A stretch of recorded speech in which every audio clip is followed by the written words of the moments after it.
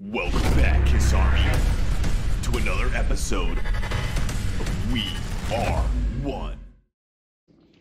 Hey, what's going on, Kiss Army? Welcome back to another edition of We Are One, an unboxing and review. So here we have today the Kiss Off the Soundboard live in Virginia Beach, July 25th, 2004. This would have been the Rock the Nation tour. As you can see here, it has the lineup on it: Paul Stanley, Gene Simmons, Tommy Thayer, and Eric Singer. Of course, here we have the hype sticker again that says the second authorized Kiss live bootleg series. Obviously, the first one being Tokyo 2001. 3 LP 180 gram vinyl set. This is the green vinyl. They also have a regular black vinyl as well, featuring epic performances of Detroit Rock City, Love Gun, War Machine, and 17 more. So as you can see here, it is the same packaging style as the last Off the Soundboard from 2001. Just essentially pretty much a cardboard style package. And then on the back you have Live in Virginia Beach, the date of the show, and the side of the records along with their corresponding tracks. So again, here it is pretty much the same style as this one. This time the packaging came and it was not bent or anything like that, thank goodness. And as you guys have probably remembered, if you saw my last Off the Soundboard boxing, I did not really have great things to say about the packaging on that one, and you will find that it is going to be about the same for this one. So here we go. We have the first set here. Again, each one contains the LP number along with the tracks that are on each one. Now, on the back of the first one, like you just saw there, it had the lineup again, but on the back of the side 2 and 3 LPs, there is simply just a regular cardboard back. So here we have that, and as you can see here, we have all 3 LPs out here, along with the corresponding track numbers and sides. So that is pretty much all it is. Of course, you also have here a little nice addition of the timestamp for each song. Now, getting into the actual LPs here, we will go ahead and take a look. The clear, opaque kind of white swirl of the 2001 Off the Soundboard was not that great in terms of the actual production based on the promo picture. However, this time they went with a solid color. They went with a green sleeve. And just like last time, each one of these records is packaged in just a simple white sleeve. No photos from the tour, no promo of any kind, just a cheap white sleeve.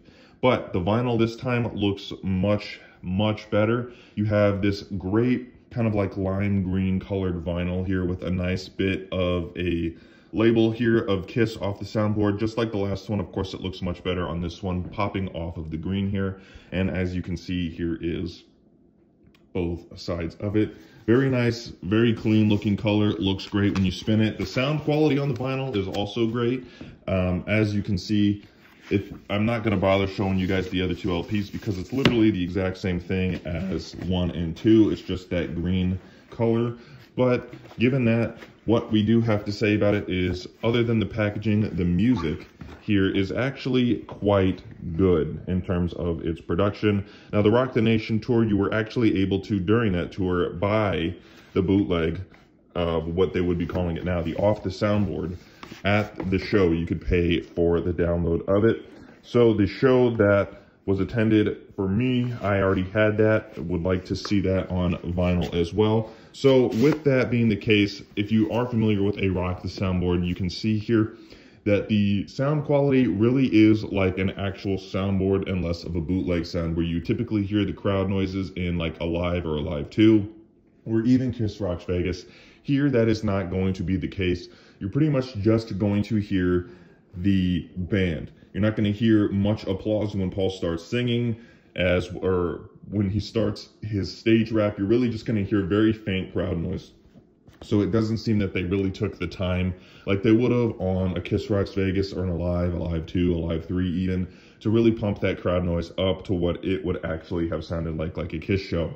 But with that being the case, I will say that the band sounds excellent on the show. We do have some great tracks, which at this point, if we heard them live, would be considered a deep cut. You have Making Love here as the 3rd track on the set. You get Christine 16 in the live set. You get She, which you don't typically hear anymore, as well as Got to Choose, I Want You, King of the Nighttime World, and Unholy. So you get a lot of great tracks. And of course, they actually did play God Gave Rock and Roll to You on this tour live. So if nothing else, you can go ahead and head over to the wherever you stream or buy your music and listen to that way, because there are some good deep cuts on here. But in terms of the packaging standpoint, the green vinyl here, the black packaging is going to be the same, just the color of the vinyl will be different. So unless you're a collector, you might just want to go ahead and stream this, because this literally is just a cardboard packaging. So hopefully maybe on a future one they'll finally get it right and do something with the tour, do some kind of promo on the LP sleeves or anything like that to show photos from that set.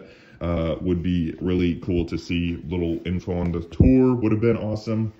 Maybe even just like cut out the tour book pages and put them on the actual sleeves itself. But that is all I have for you guys here. Remember, God gave rock and roll to you, and God bless you.